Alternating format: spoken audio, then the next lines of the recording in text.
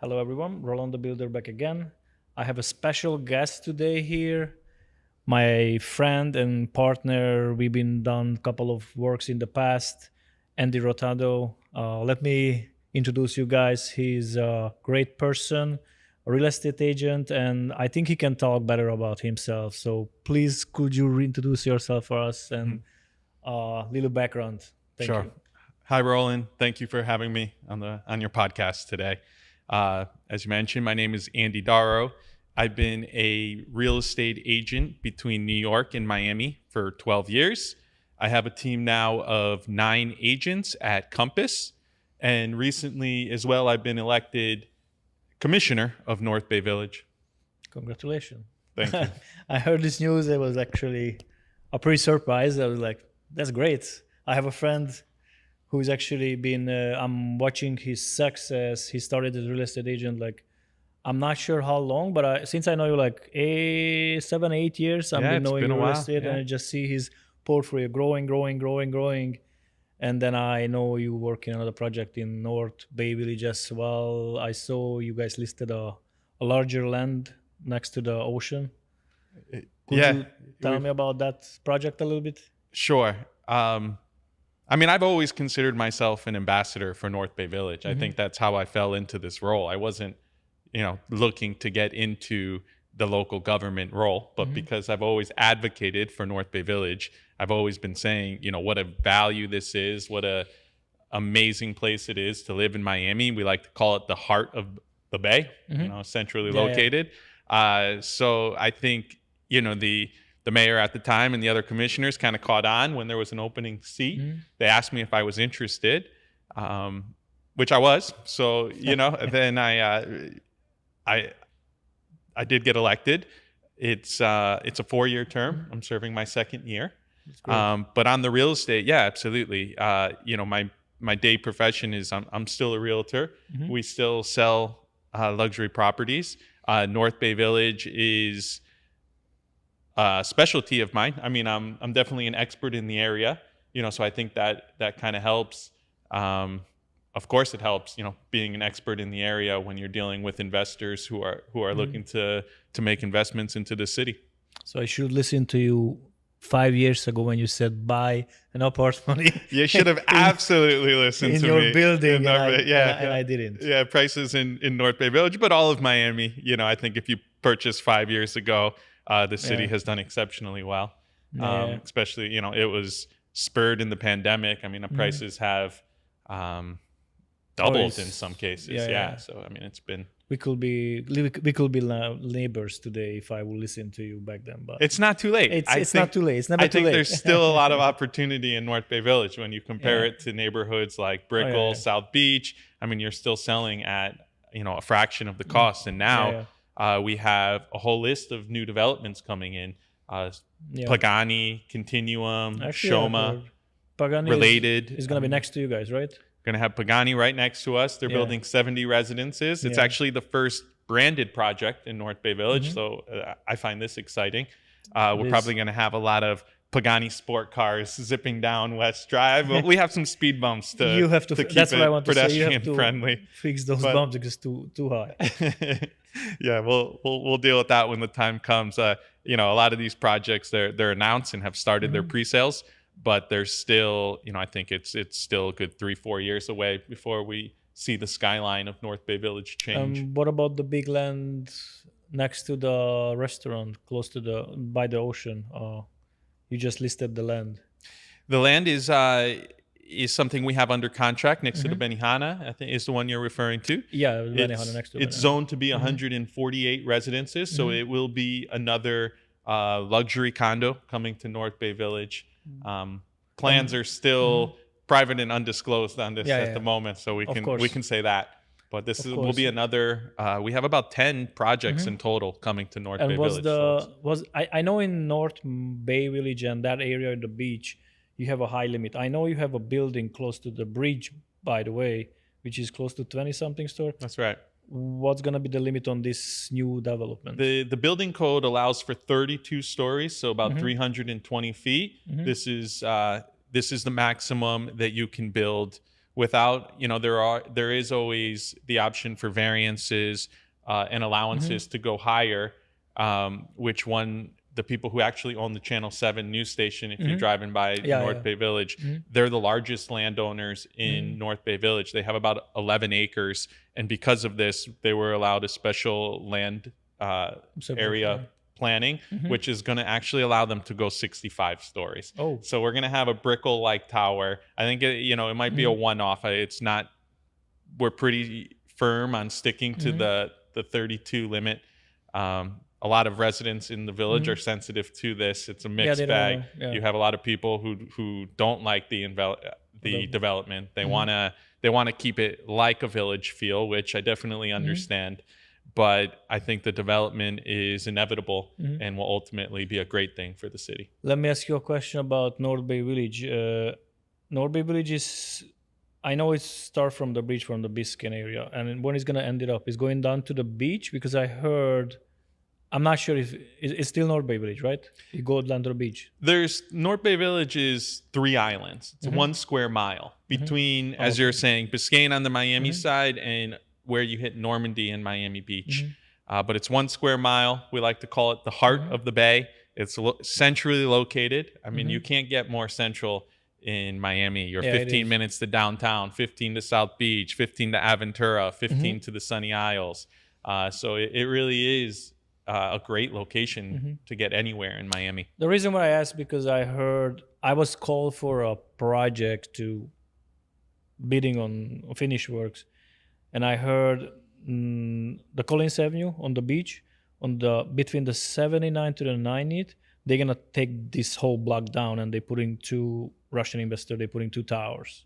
I wasn't sure that's still North Bay Village, but I think it's right outside. But on that note, as you know, the 79th Street, which becomes 71st in Miami Beach, this area is also seeing a lot of development. It really is one of the last fully undeveloped prime real estate areas in Miami and Miami Beach. So likewise, as you head over the bridge into Miami Beach, this area also has a handful of new developments that are coming in the next couple of years, which is exciting. Yeah, it is very exciting. So let me do a huge change on our conversation. How did you even get into real estate? How did you did you born here? I'm from Miami. So if you can just share us a little background, how did you get into this deep in real estate and politics? 12 years ago, I started working as a realtor. I was in New York City. And the team that I was working for in New York City at the time was Douglas Elliman, was looking for someone to come down to Miami and start the Miami office. I mean, New York has always loved Miami, and it's always been an investment hub of people either looking for second homes, now more primary, but it's always been a great second home vacation investment property. So I just started working licensed in Miami, handling our New York business. And I came down to Miami. I moved to Brickell, was my first location. Was 2014. So exactly 10 years ago, a little over 10 years ago now, I moved down to Miami and started the business here. 3 years ago, it was when I was approached by Compass for the opportunity to come on with our own team. We started with 3 agents at 3 years ago, and now we've grown to a team of 10 and possibly expanding in the coming years. So that's great. So are you guys focusing only Dade County, Broward, or is South Florida, or what's your favorite area? Mostly Miami-Dade. So we do, South Miami, Coral Gables, Pinecrest, up to north areas of Miami in the Sunny Isles, Aventura, and everything in between. We do get a little interest for Broward County, Fort Lauderdale, but it's really not our expertise. So that's not where, I tell clients we're able to provide the most value. So we do a little business there, but our expertise is really anywhere in Miami-Dade County. Do you have any minimum, or how do you select your customers? We don't really have a minimum, so to say. We have more junior agents on the team who are newer licensed. So, any opportunity You help I think them. is good for them. Mhm. Yeah. Whether it be rental or I see, I yeah. see, I see, I see. All right. And then just so everyone knows, we know each other through real estate. So when I don't know, like 6, 7 years ago, we the first time we bump into each other, and then he was actually that time looking for a contractor to do some like of before moving, like a little fixing a house here and there, and that's how we met, and that's how I start to my business at the same time. And he asked me for a little favor. Now the little favor become a bit larger, larger, larger, That's right. larger, and now we currently work on I've a larger project. We've done, I mean, over Yeah, the past several. 10 years, we've more than a dozen jobs Yeah, together. mm, And like you said, some of them seem to be progressing, which is great. Now you're doing yeah, full remodels, mhm, gut renovations. But you've always been there, and any client we've ever referred you yeah, to has always been very happy with the work you've done. So, you know, I can refer. I don't like to refer yeah. unless It's the I'm same. confident in who I'm referring. Otherwise, it always will just come back to me. So anytime a client asks, do you have Mhm. a good contractor? I say, I have the best contractor. I have Roland the Builder. So very happy to refer Yeah, you whenever thank you so asked. much. Yeah, and I'll really take care of my customers. And during the years, anytime we had issue, whoever said there is no issue in construction and never made mistake, that's a lie. So we have been having issue. It's matter of how you handle issues. In that It's regard, I think it's a lot like real estate. yeah. There will always be problems that come up and Hmm. things that expect the unexpected, but how you handle these, how you can handle Yeah, the client's expectations when things don't necessarily always go to plan, and how you problem solve is a huge part of both of our businesses. that's what I learned. I don't call myself a contractor only. I call myself more like a business person who resolve people problem, because what is the problem? You know the solution. That's become I a business actually. I've always joked Yeah. sometimes I call myself a firefighter Yeah. because sometimes I'm just like you're just solving issues. Like and how actually is there always something? But and actually you part of the can work. see it. Our current project have a special client, and then just the way that we communicate, and actually we add him to see us, make sure, because we talk about a large project. And then even the customer says, like, in communication we over deliver. So but I think that's one of the most important part of in my business, because contractors, either they're too rough, either they don't have like business background, how to Mm. handle customer service, because it's not just about getting the job done well. It's all about communication, how you make things happen. That's a huge factor, because I had personal job when we had a little bit of slight issue on the job site, but the way how I handled that saved the whole project. Customer So service, customer absolutely. service is come to Communication. done. It's number one. Yeah. Yep. Admitting, keeping the clients informed of the process, Hmm. what's going on, and Hmm. when things don't go the way, it's okay. This is how we're going to handle it, Hmm. and That's focusing 100% sure. on the end product. Don't worry, the end product's going to be great, and it always is. And let me ask you a big question, which is most of the people who listen to this very interesting about our real estate future investments, because everybody is hoping we're gonna have a soft landing, not a Hmm. hard landing, and how it's gonna affect in nationwide the real estate. Because in Miami, I see Yeah. in Miami, Dallas is pretty steady and hold as far as I see. But I see also it's a Miami market a little bit settled, but it's still, I feel, busy. This And is then what is your thoughts on this? Yeah, it's a great question. It's a common Mhm. conversation now. I Yeah. think uh, to exactly what you said, Miami is a stronger market than what we're seeing in most of the United States. I mean, Mhm. it's gets still so much relocation. I still see way more people moving into Miami, moving out. But there is some concern about generally the rising cost of home ownerships. If you're in these condos, specifically the older ones, there's now reserve studies that are required.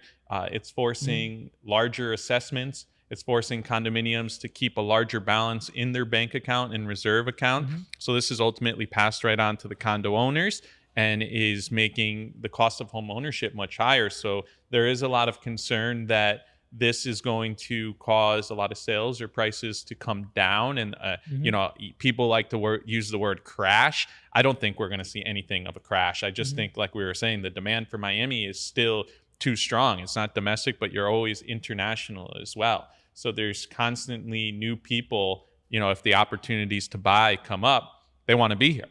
And also, which will increase by the end of the year. Now we're starting to see the mortgage rates go down.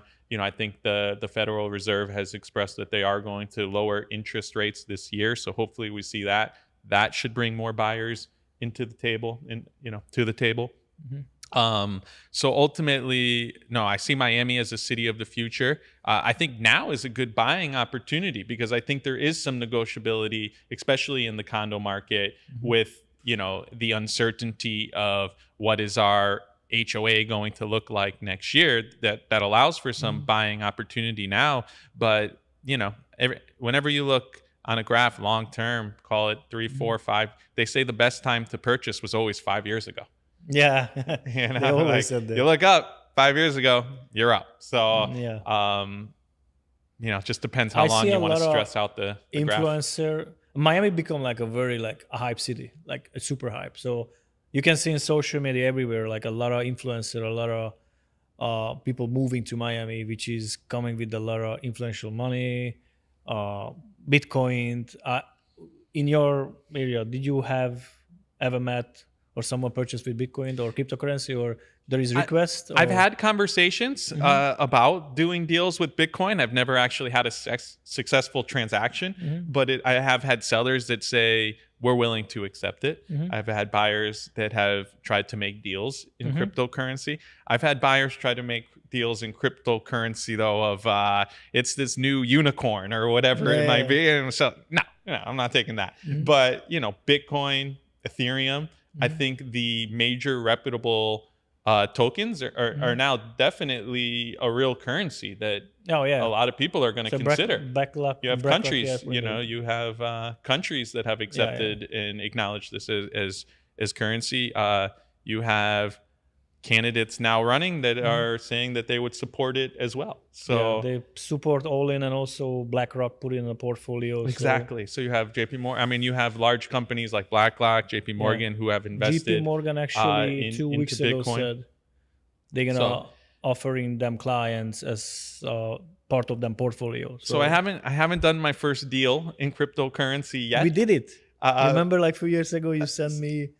Some smaller transactions, of course, but to purchase a real estate in solely Bitcoin. I'm still hold tight. I'm like they call a diamond hand. I'm like long. I'm just holding, adding, and it's just actually. I don't know where to knock it down, but it's been growing. And every year, 200% extra. Long seems to be the best investment strategy for anything. Yeah, exactly. So it's just like we were saying with real estate. If you look over a 5-year graph, typically up. Any of the stock market, over a long enough period of time, you're up. Bitcoin, you're up. When you try to time the market is when it becomes very difficult because nobody, even the brightest minds in the investment, the Warren Buffetts, nobody can really do it. There's just too many variables. The market is very volatile. It's up and down, but you wait long enough, you typically get return on your investment. We've been hearing about real estate, a little bit of politics. I would like to know about what was your worst decision or the worst deal you ever had in real estate? I don't know if you want to share or the worst. No, I'd be happy to share. I'm thinking of the question. Nothing truly comes to mind as, oh my gosh, this was an absolute disaster. I also have an ability to kind of erase some of those memories. So if they're in there, I'm sure they are. But nothing too particular to share. I think as a realtor, the heartache of Being an entrepreneur and being solely commissioned, I think just in general, having so many deals, many of them large, come so close to the finish line, but then for any reason X, Y, or Z you can think of, they don't go through. And you could spend weeks or months, sometimes even a year on working on certain projects just to see it fall off because of something that is out of your control. So I think this is the hardest part, being in our business. I think yes, and then I had it's always late. Always there is problems. Always there is. I don't call them problems actually. I call them like things like situation to fix. Problems are opportunities. So that's an optimistic look. Every time I'll have something, I always come to the point like how you handle it. Like it's made my life and business and my personal life way better the way I handle things. Right. It's just like so if you call someone with a problem, I was like, okay, step back. Let me call you back. Give me like 30, 40 minutes, an hour. I come to the level when I can like clearly think and go back and I like that. And start from there, because we've been having conversations sometimes about projects, and then it's just how we try to resolve the problem. We have the customer, he tried to buy the upper unit, ask our price, like I don't know, like it's been 2-3 years since asking price. But I think the way you handle it and the way I like kind of like, okay, chill, once it's gonna work eventually, it's gonna happen. It's and patient. I think it's almost something like what they speak of, the law of attraction, right? That's you want to 100% focus on the positive outcomes. You want to focus on what can go right rather than what could go wrong, as you were mentioning. Yeah. When you focus on, oh my gosh, this is going to be a disaster, this problem went wrong, and you start going down the trail of everything else that can go wrong, you're gonna manifest that. But when you start talking about, like you said, you take a break, sometimes you just take a step back, get a clearer vision. Okay, this is how we're going to solve it. And again, you set your eyes on the end result. You don't always get there the way that you envision, but you'll get there. I strongly believe, and maybe I'm not sure you know that, but in the background, I'm building all my structure, my company, my personal life based on the Bible. I was study, and since with my wife, I become very influential, and I start to study the Bible and Christianity. And I come to that point when I realized, and a lot of people told me, and I was actually searched them. Did you know that all 500 Fortune company, even large influencer, using the structure of the Bible? So they building them business based on the Bible, which is I start to also implement. That's amazing. And then every estimate I'm sending out, I don't know if you realized, in the middle of the page, every single page says Mark 9:23. So I believe that, and I, like you said, the manifestation, or how do you call it, I believe Mark 9:23, everything is possible those who believe. So every single invoice, estimates, anything I send, there's a little, I don't have a page, and next to the center I have like Mark 9:23. Amen, Roland. I love it. There is no better guidance than the Bible, absolutely. So I think when you lead with this moral compass, and when you bring that into the work, I think it just reflects on your business ethics, and people will always like to work with people who they can trust. So how did are you applying, or how much does it help you? Because I know you also... Yeah, I'm also a man of faith. It's an important part of my life. I try to separate it from business to some extent, but I think just on the morality of how you do business, especially as a realtor, if the only thing you're worried about is getting that commission and not doing right by your clients, it might work in the short term, but many of my clients are repeat business, and I think they only go by this once they develop a certain level of trust, and they know that you're always going to put their best interest first rather than just trying to make a deal. I actually study a little bit of marketing, like trick marketings. So basically, when you're putting signs in pictures, so if you for example we always on time, and you show a watch and you set it 10:10 on the watch, that's showing you a smile. So these little tricks and tips Yeah. can guide and actually is a brain. I'm not sure.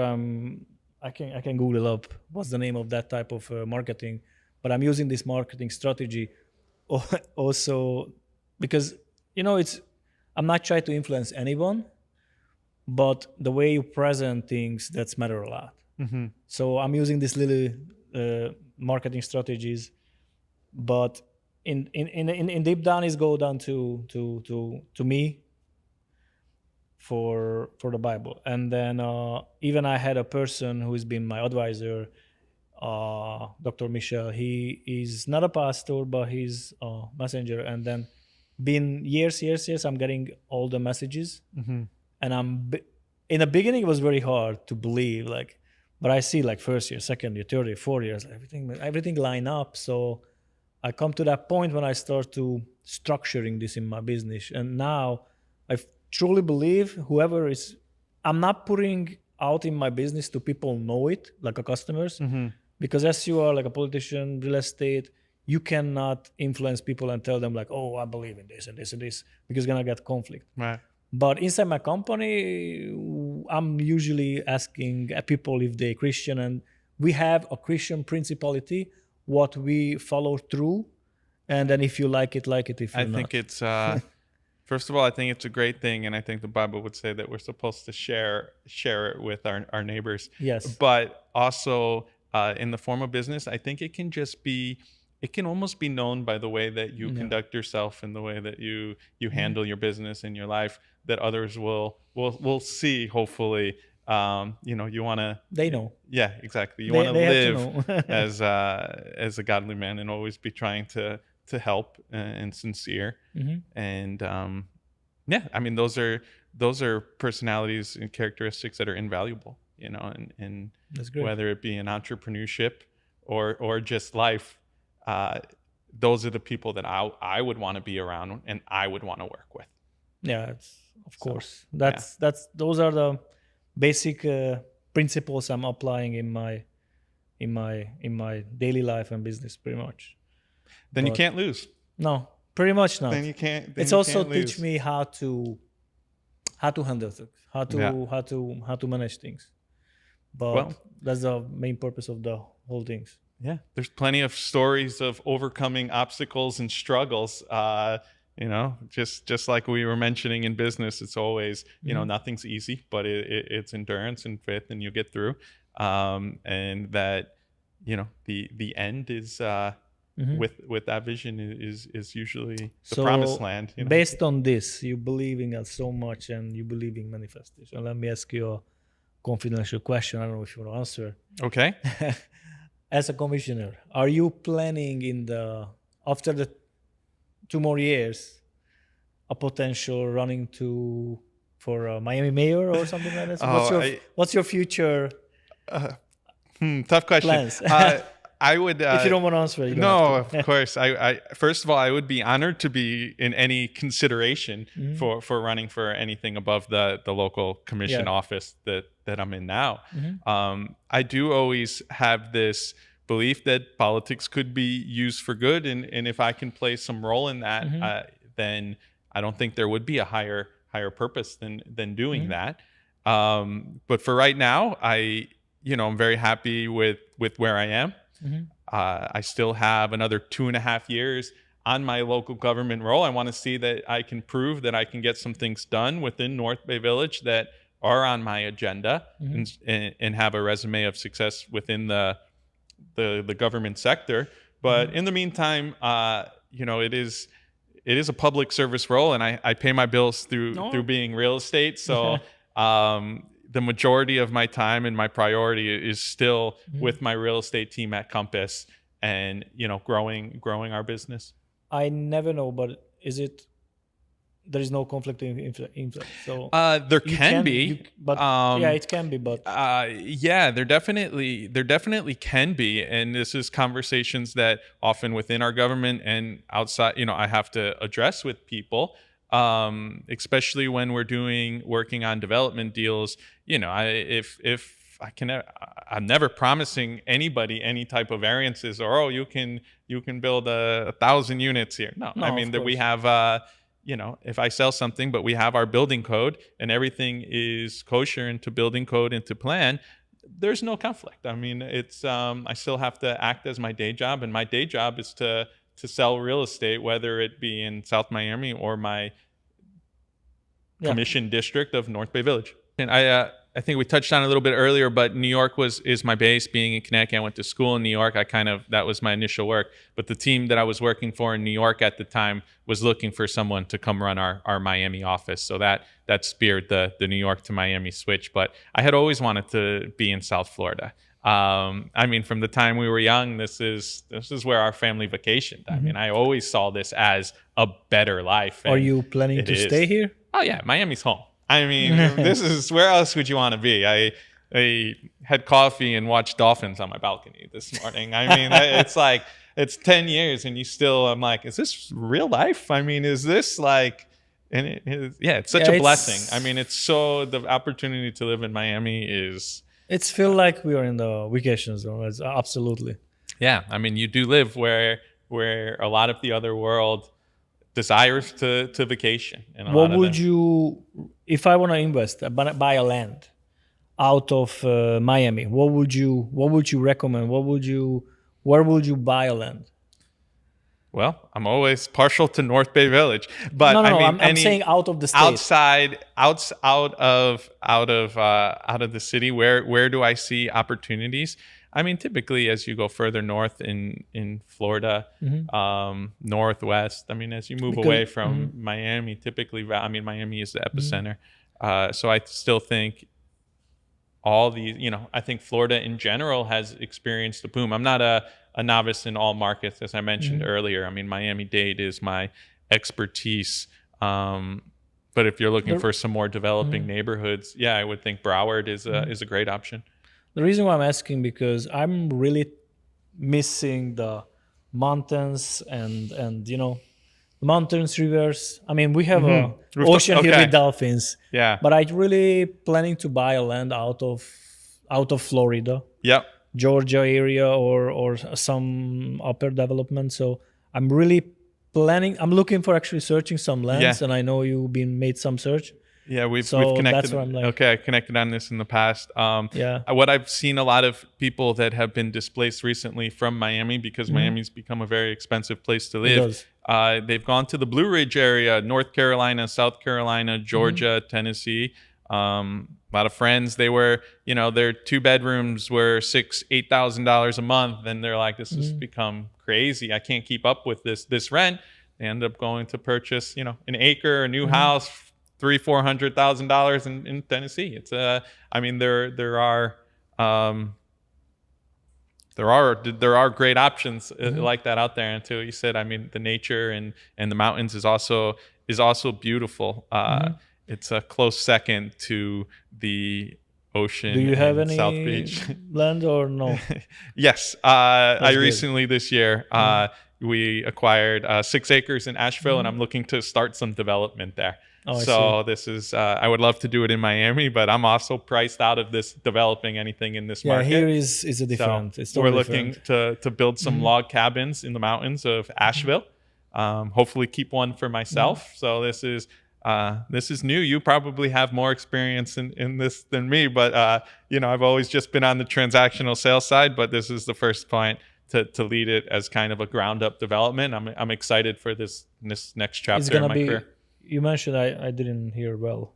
You're doing one home, or is like several homes? We're going to start with one, but it's a 6-acre plot that I'm looking to subdivide to at least 3 2-acre tracts. I think is a nice balance. So hopefully on the land that I have, we'll have 3 homes, all log cabins. But I like the modern glass look in the front. Like so you got views coming out with a big deck. You have 4 seasons. Yeah, over there you have 4 seasons. Yeah. So the winters, you're going to Mm-hmm. have some snow. They even have some ski mountains that are Oh, smaller that's ski nice. mountains nearby. But they say mild winters, mild summers. But the hiking, a lot of national parks. Mm-hmm. Are you planning to Airbnb or rent it Yeah, out? absolutely. Yeah. Airbnb is definitely they get a lot of tourism in the area, Passive and income. it's this Miami will remain my primary residence for the foreseeable future. So to have a house there that was an investment property or an Airbnb, I think is definitely the way to go. No, I believe so. 100% sure. As maybe I mentioned to you, but that's my secondary thing. What I do, Section 8. I don't know. Some people very scared, some not. No, I've heard a lot of great things and a lot of people who have had success. Actually. I mean, I tend to sell $1 million condos, so it's not Section 8, but it's but I know there's been a lot of great, people have been talking to me about getting into this. Actually, I started, and I'm doing between this podcast and the last podcast I mentioned actually last time, and then in the meantime I just get into in Illinois. Okay. So well, you'll have to keep me informed if there's stuff that I should be knowing about. Actually, I learned a lot, and I have few influential people here in Miami. I bought them course. I follow them. I went through them teaching lessons and everything, and I contacted few person from his class. People they've been buying, and I'm following them like a year now to see how they did it. And actually, that just the home value is like $50,000-$60,000. You can get the complete house. Yeah, you need a little bit of fix and ups. But I've been targeted with some of this social media stuff too, and I've kind of skimmed. I'm like, how's he doing this? And he's like, I'm buying this big old yacht by just getting Section 8 houses. I'm like, maybe it seems like there is. Yeah, his name is Tom Cruise. That's the guy. I think that is actually. He's actually technically your neighbor but not. He's in Belmead, I think. Yeah, it's in the flagship home, gorgeous home. I think it was a Compass property it's not North Miami yet. Belmead, no, it's on Miami. It's on Miami proper. Yeah. So he has a huge yacht, and actually that's the person. $20 million property that he purchased all through what he claimed from this investment what he did strategy. is great. He was very bright and brave, young, jumped into and just made it happen. That's it. Made it happen. All you need actually just start it. And I think 99% of the people is just scared to start. He has all excuses, questions like, oh, what if? He's always sharing his like informations, and it's always come to down like more than 80% people has excuse. That's why they never start. So I like that. The what ifs. I always say, let's do it. There's some people that will over plan. And I think that over planning is where dreams go to die, because I think you'll always have, oh, what if this and what if that, and there's some things that of course you're going to need to know before you embark to make your right decision that this is what I want to do. But you don't need to know everything. You just need to be present every day, and as we talked before, as obstacles arise, find the best solutions and solve them. Believe it or not. But the people they overeducated, Harvard, whatever, they are too technical. They do everything by the book counting. And if it's not technically good, they're not going to go for it. The new influencers, I'm not saying they're dumb, but the point is they're not as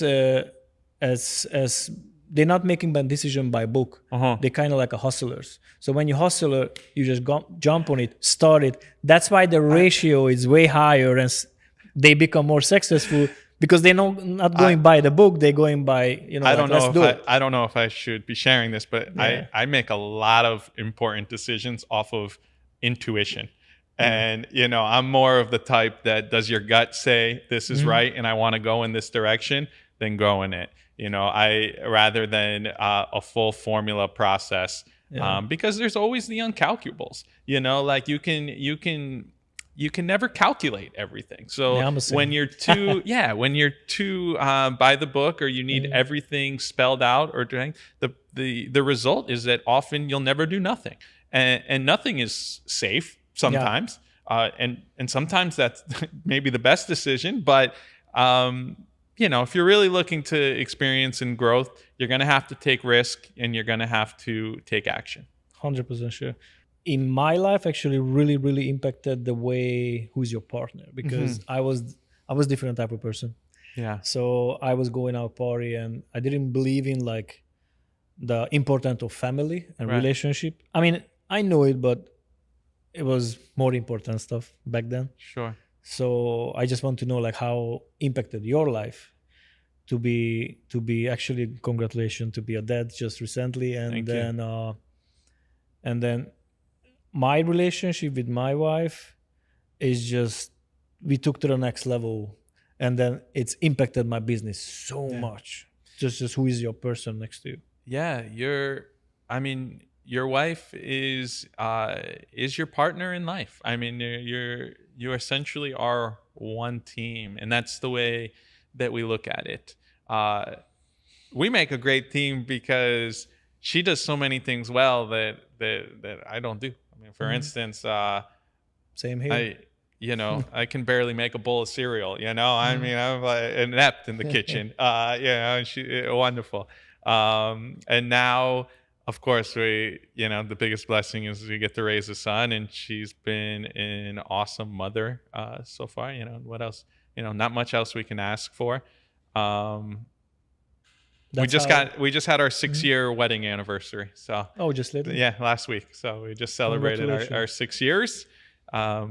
Imagine we going to have the 10th years in this October 19th, no 14th, but we're doing the renewal. 10 years. The one year. Wow, that's 10 years. Yeah, that's a decade. That's a great milestone. Yeah, it is. Actually, every time I had a long relationship, it ended up 9. So I'm gonna make it through, Mine because now ended it's up maybe 9 months would be a long one for me Yeah. before this. This is So we do our renewal. ready. But since in the beginning we didn't have like a wedding, we just did it the American way. We went to the courthouse, make it happen. Went to order from Papa John's, whatever. I'm just saying. No, and this is how both of us. We had just bought our condo. We didn't have a lot of money, and we were saying, we don't need this big wedding. We told my family, hey, we're getting married. We're happy to get married, and we're gonna just go to the courthouse. And they said, oh, let us throw you a little party. So we did something, which turned out to be 100 people. It was a great night. It was just a backyard, but DJ, bartender, catered. But it was definitely not this grand old ordeal. With a year plus worth of planning. Mine was even smaller, more casual. We had I think 8 of us, and that's it, with her mom house, dinner and cake, and pretty much that's it. But this time we're planning 10 years. 10 years, and I'm actually doing like a traditional. So we're gonna have a real wedding with the real. Hopefully we make the invite list to this party. Yeah. We're sending out. Now we have to. We're sending out.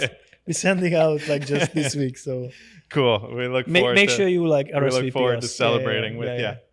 So it's gonna be very soon. My mom, my mom is coming, and we will try to make it happen. And that's wonderful to do it while she's here. Yeah, she's gonna. It's gonna be actually imagine a cultural shock. First time in the US after I'm here 15 years. So it's like and actually starting with Miami, so it's gonna be interesting. Yeah, we moved my mother-in-law here last year when we were having the baby. We finally got her green card. She's 79 years old, doesn't speak any English. So yeah, there definitely is, but Miami is such a there's such a multinational. It is. A lot of people say the best thing about Miami is that it's so close to the United States. That's a good one. That it's like this is. Be honest, it's Miami. It should be its own country. To me, I see Miami as, when I was a child, the 90s, I see Miami as the opportunities land. If I go up north, I see the people different. The real Americans, like up north, they living. They totally different mindset. They don't believe, or they don't do what we do here. Yeah. And here is like, to me, is like, oh, let's do it. Everything is possible. People have more drive. It's also the culture because so many different people live here. And we have a different mentality But because, you know, mentality is I've totally heard that different. from a lot of my European friends who grew up in different countries that yes, so to quote the American dream. Yeah. But I think a lot of these newer opportunities in Miami have become lately as so many new companies are coming here. You know, you have Citadel, you have Amazon, now even Apple is moving, you know, offices to Miami. You know, these are going to create real jobs here that is also just going to spur our growth of our city and economy. I heard from other people Miami is going to be the next Dubai or like a mini Dubai because the huge brands coming here like Pagani, Dolce Gabbana, Mercedes. I heard like more than 10 like luxury brand currently gonna be there here. are more high-rise developments planned in Miami and South Florida than the entire state of California, which is it's crazy. a staggering. It leads question to what some will ask is the growth sustainable? We'll see. We'll see. The demand for Miami is definitely strong, but there's no doubt about it that they're building a lot, and there's a lot of new inventory coming, and it's a lot of luxury. Jay, he's been telling me about virtual assistants and all kind of how he's running his business, and I was like, oh man, that's numbers. So I was like, you know what? Let's just do it. So I jumped into it. That was my best decision. Actually, that was my best decision because I bought at the moment I hired them and I teach them, I bought time, which is the most valuable asset. So I'm sitting here. I know the guys, they're doing what they're supposed to do. And then actually you saw it because you said like, how come like someone text, boom, you answer. Because I built based on just a gut decision. I was like, how I'm going to start it? I was like, I don't know. But having a team, 2 will always be able to do more than 1. And then 3, of course, will be able to do more than 2. So being able to really scale your business, you're going to need to bring on people. But I think it's important when you are scaling that you're getting the right people.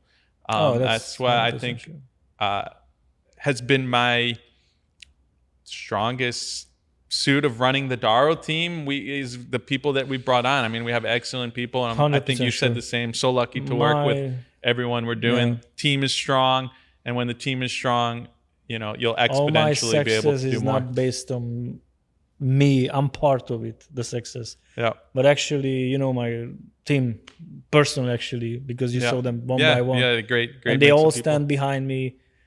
Anything happen because there's always something happen and people like try to take away from these people. Right. But they always so loyal. And then I do my best. I had sometimes project when I didn't make money, but same. I made them happy and they still with me, and it's the strongest team. That's all you need. Nothing else. Exactly. Because people make relationship with people they trust. Pretty much. That's it. Absolutely. So I'm like very happy you've been here because I want to bring back this video like in 2-3 years later when you become like a higher level in not just politics. I'm not talking about politics, in just in life, because I'm planning to do this podcast and in a year or 2, but I made kind of mistake. Not a mistake. We didn't have this social media present and stuff like that in the past. Right. But I was like, man, when I started, like my best times was when I came to the US 15 years ago. And I remember these good memories, but I don't have videos. I have pictures here and there, but it's going to be great. Like from now 2 years, like look at this and let's do another video. Absolutely. I appreciate you having me on. It's been a wonderful chance to speak with you, speak about life and business. And we just keep going. We praise God. Thank you.